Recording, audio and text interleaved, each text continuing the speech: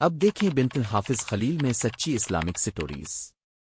حضور اقدس کا ارشاد پاک ہے کہ جب کسی شخص کی امارات کی بیعت کر لی جائے تو اس کے بعد کسی دوسرے شخص کو یہ حاصل نہیں کہ وہ دلوں کو اپنی امان کی دعوت دے۔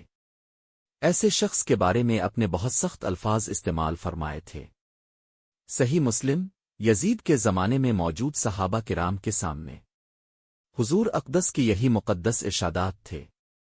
سارا نام اسلام یزید کی بیعت پر متفق ہو چکا تھا۔ وہ جانتے تھے کہ یزید کے والد حضرت امیر معاویہ 20 سال تک شام پر اور 20 سال تک سارے عالم اسلام پر حکومت کر چکے تھے۔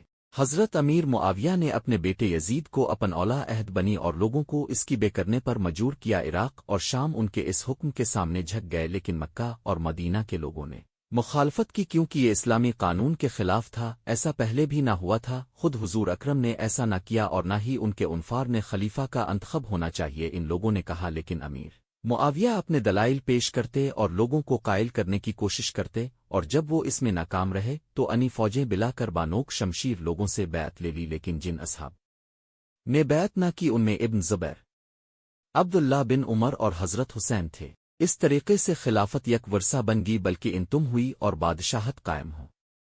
یزید ایک پیش پرست نوجوان تھا، لوگوں کے وہم وگمان میں بیانون میں بھی نہ تھا کہ اس جیسا شخص بھی ایک دن خلیفہ المسلمین بن جائے گا۔ لیکن امیر معاویہ خلافت اپنے ہی خاندان رکھنا چاہتے تھے اور ان کی یہ خواہش تباہی کا باعث ہوئی جس کی کوئی نظیر نہیں، اور جب معاویہ وفات پا گئے تو یزید خلیفہ بن گیا۔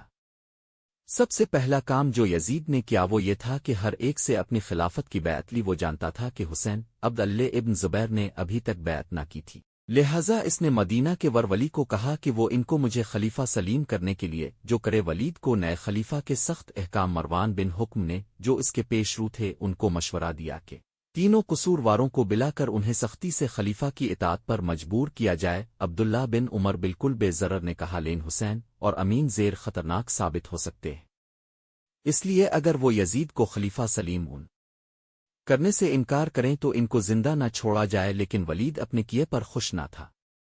ابن زبیر راتوں رات ایک غیر معروف راستے سے مکہ روانہ ہو گئے۔ ان کا تعاقب کیا گیا مگر میں پتہ نہ چلا۔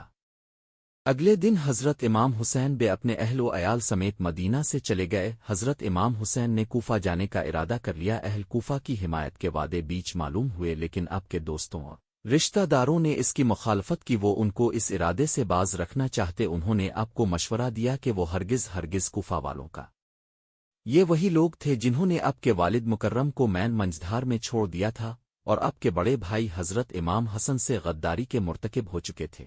اس لیے یہ صلح کیا کہ پہل کی اور شخص او بیجا جائے جو وہاں جا کر صورتحال کا جائزہ لے، اور اندازہ لگنے کے بعد اس کے مطابق اطلاع دے۔ وہ اس بے وفا شہر کے باشندوں کی وفاداری کا امتحان لے۔ اس کام کے لیے حضرت امام حسین کے پچازاد بھائی سلیم بن عقیل کو تخب کیا گیا۔